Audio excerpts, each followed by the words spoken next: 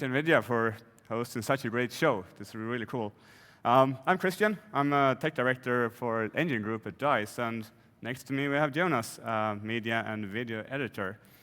We're here to show you our implementation, our vision, our take on what RTX can be, and we want to show that in our brand new Battlefield 5. And in the setting, we'll take a look at our brand new multiplayer map, Rotterdam. And it's a really dense and cool city map. We'll start here in a very zoomed-in view of the soldier's eye. And we're going to observe something that we've never really been able to do before. So we at DICE have worked closely with NVIDIA engineers over the past year to get to the point where we are now. And we're so proud and thrilled to be here and show it off to all of you. So, Jonas, I'll leave it to you. Take it away. Yeah. So, what you're seeing there is a tank firing off screen, being reflected in the character's eye. Now, you guys know this is not possible with screen space reflection, right, Jonas? Exactly. This is because the fire is not on the screen. So now if we turn around and we then see the environment, we can see that the tank muzzle flash not only reflects in the eye, it reflects in the entire environment in the tram windows there and within the tank itself, moving here. So now if we keep moving forward, yeah.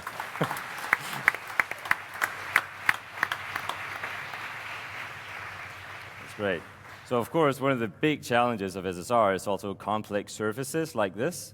So now with RTX on, if we set off an explosion behind the tank here, but next to the car, oh, come on, reflecting accurately within the car.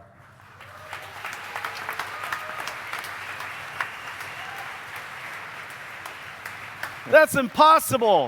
Of course. How would you do that with RTX off? Yeah, how does that look? Like this here.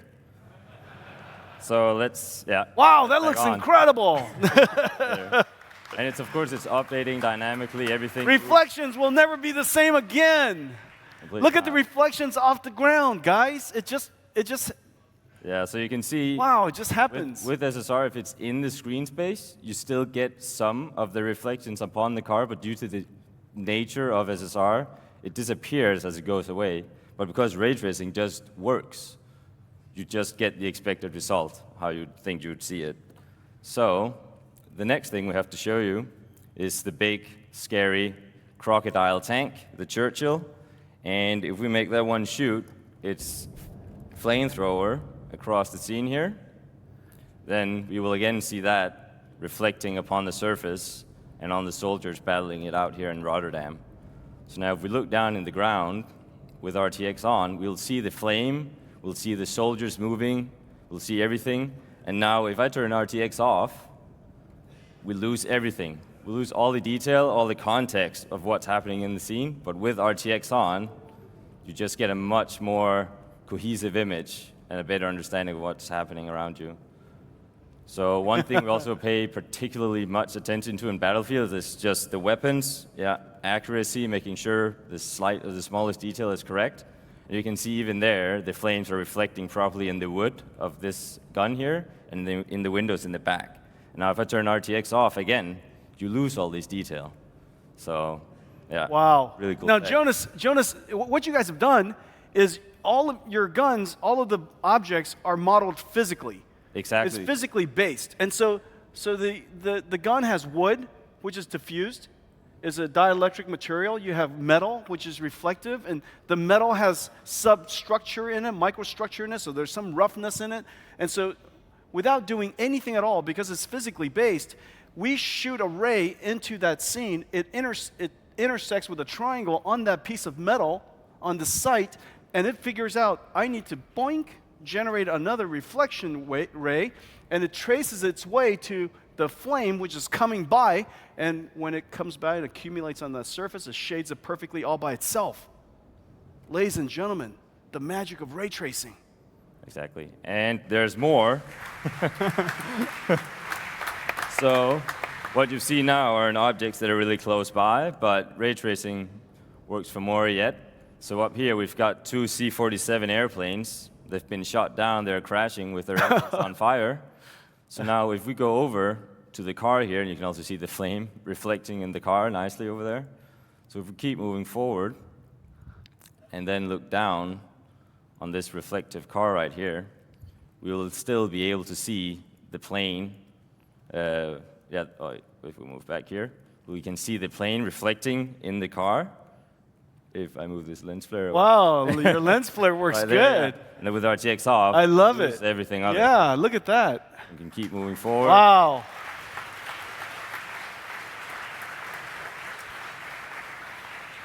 And Jonas, you guys did a great job with Fresnel reflection. Look when the angle is just right, it's just a perfect mirror. It looks beautiful. So here it's a good example on transparent surfaces with Fresnel and PBR rendering. The more of an angle you're at, the stronger the reflection gets. And now with what we had before on these ones were just cube maps, which they're also static, but with ray trace you get a lot more detail. You see the entire environment.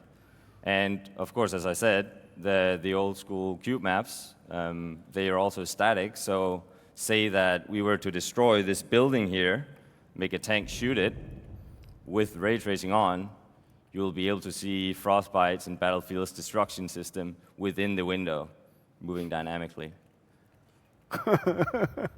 And now, to end it all off, RTX, I mean, it works on the entire scene.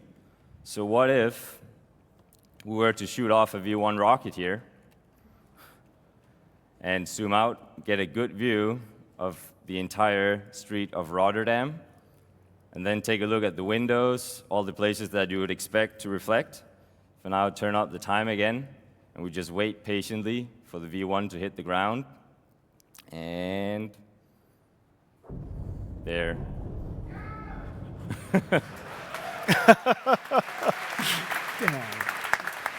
That's awesome.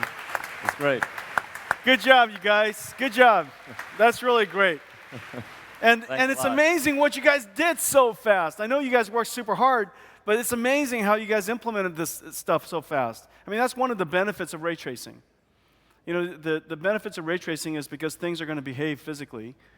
You should be able to turn things on. If the rest of your system and your models are done properly, you could turn these effects on relatively easily. I mean, it still takes a great deal of great engineering, but comparing to doing it the traditional way of arting everything into existence, the amount of engineering that has to be done is just significantly lower going forward. You know, hopefully, using the laws of physics, when you guys create a scene, things would just look right and behave accordingly. And so this is really just such a great achievement. Wow, things are still falling apart. Yeah. I've never given a talk in total destruction before. You guys do destruction great. You're great at destruction. That's a lot of pent-up anger there, sir. Lots of great destruction. Okay, you guys made an amazing trailer. Let's take a look at it.